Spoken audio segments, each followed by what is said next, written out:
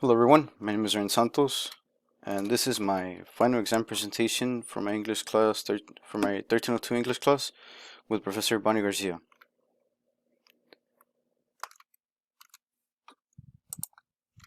First off, we're going to go with the first question.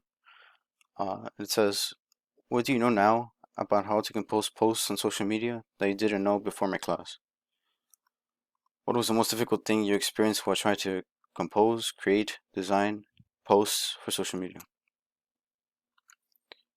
Uh, First off, I learned that getting rid of stubbornness uh, could make the best outcome uh, come out way different than what you had in mind.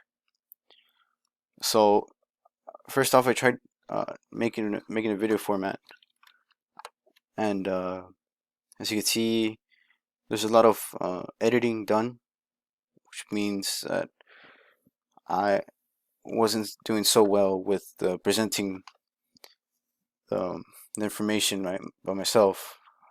I guess you could say I was sort of camera shy. But in this video, I only gave about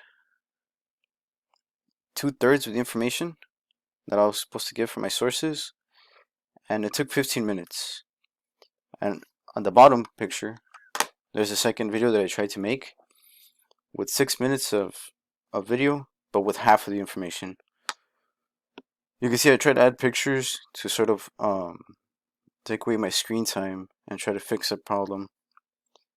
But in the end, I found out that reading the information could be a lot quicker um, to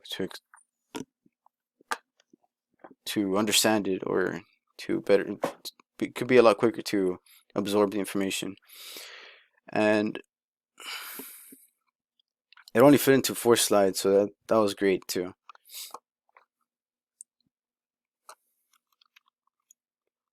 The next thing I learned was that sometimes less words is more and better for the audience. This is my first assignment that I did. My draft initially was making a comic with the slides, like the previous posts on Instagram. But at the time, as you can see, the best I could do was stick figures, and well, I didn't have enough time either to draw each panel perfectly to present it to my audience. So in that case, I decided to make a video with some actors that I knew, some friends that I knew, and it was a lot easier to make the video because there wasn't any voices.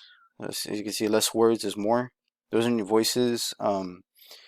The video became enjoyable to watch with the music and actions that the actors were doing, and the actors were even more comfortable to act, considering there was no words to say or like anything they would have to remember, only actions.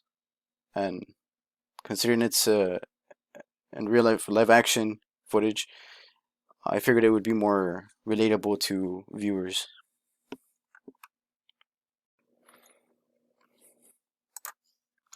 Alright, so for the next question, it asks, what do you know now about how research works that you didn't know before my class?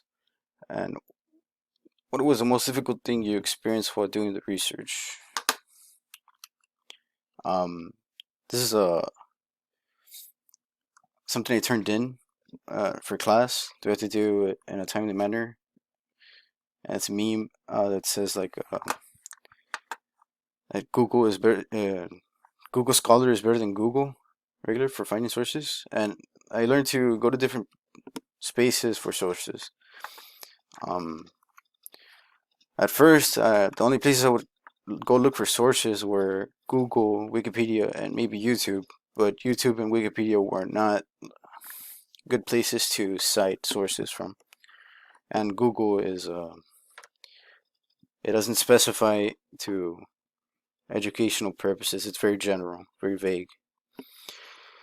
Um, thanks to the course, I learned a lot more places where I could Google or search my sources on, including Google Scholar, which is this symbol, this logo right here, the first one, the dark G, the JSTOR, and the famous JSTOR, the ResearchGate, where you can find professor profiles and their research papers, and Elsevier, which is similar to JSTOR.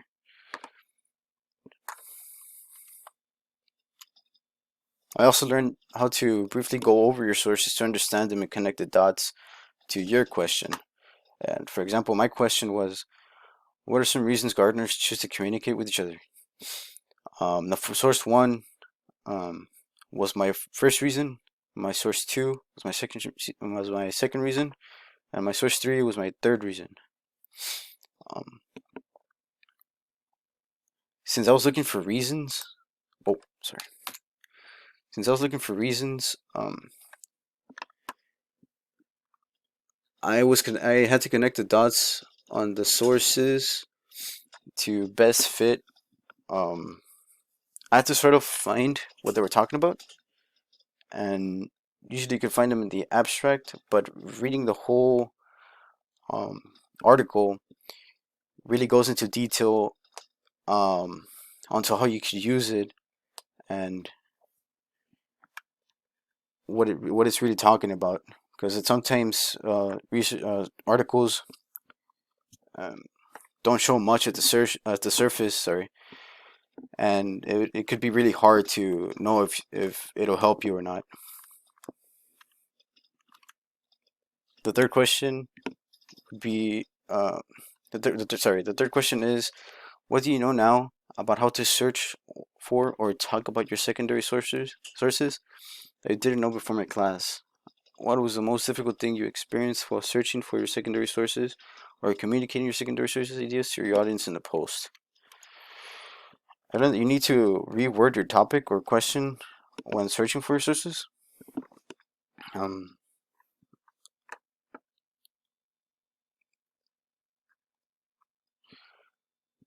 For example, my research question was, what are some reasons gardeners choose to communicate with each other?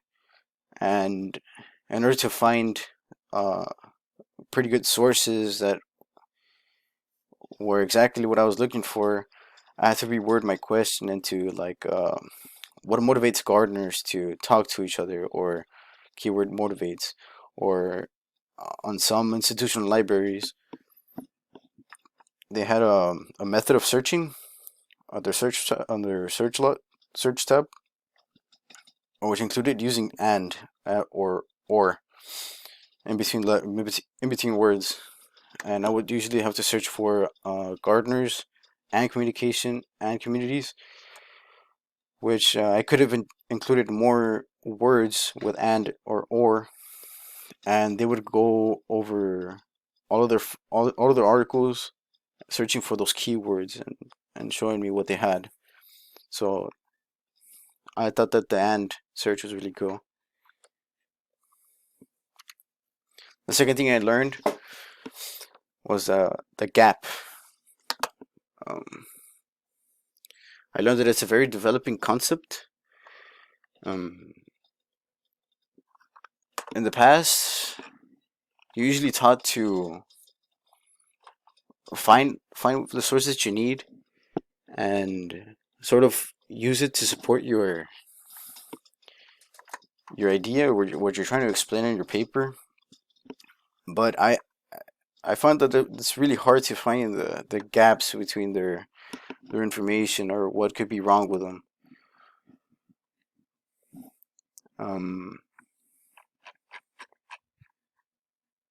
For example, for my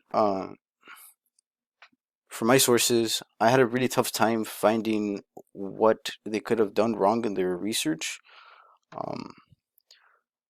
what misinformation they could have gathered from their documents, from the results, and I had a really tough time finding that.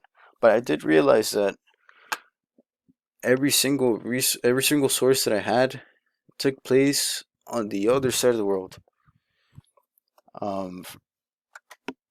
I live in the US, so that would take place in the Western Hemisphere, and New Zealand, Spain, and the UK are all on the Eastern side, the Eastern Hemisphere. So I talk about it on my Instagram profile, or my Instagram profile, and it said, like, I talk about how the research that they did was correct, and like regardless of where the location is, you could have the same exact results, but it, if you compare the sizes of the countries and the places that they live, is very different. It's very different from the U.S. or the places over here on the West. Um, they have to work with very small amounts of spaces, and they tend to be a lot closer, um, physically wise, to each other than we are over here. So, question 4: what do you know now about writing a call to action for your audience that you didn't know before in my class?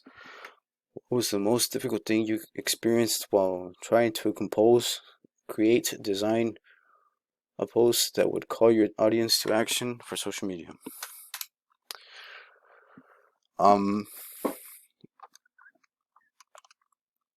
I learned to provide something that I wanted to look for myself before. Um, for example, the gap was a different location, different situation, and I figured I would look for. I would ask myself when I would be researching. I would ask what could be used from that location in my location.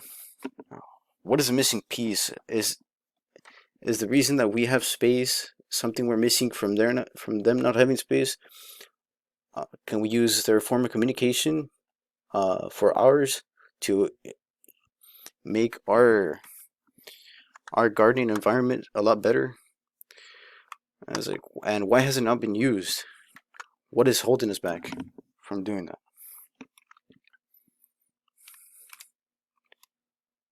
I also learned that being able to explain things in a way that our readers would understand.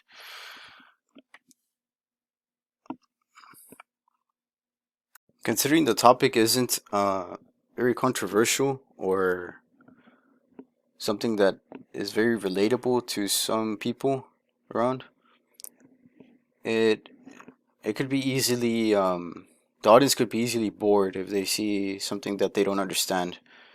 And I learned to condense information from the articles when mentioning the source. As you can see right here, I I condensed all these percentages of the results that they got and put them into noticeable increases of knowledge and values for gardening was seen among the participants, which you can compare this to like 64% of let me see, an increase in knowledge and shift in attitude was detected in 64% of the householders. 40% showed greater understanding. 26% changed their gardens. 13% supported native biodiversity, and 20% of householders they showed more interest out of the 55 over here also of the householders that they got. So it's easily condensed, and it could save a lot of time for people that are new to the hobby or new to investigating these sort of topics.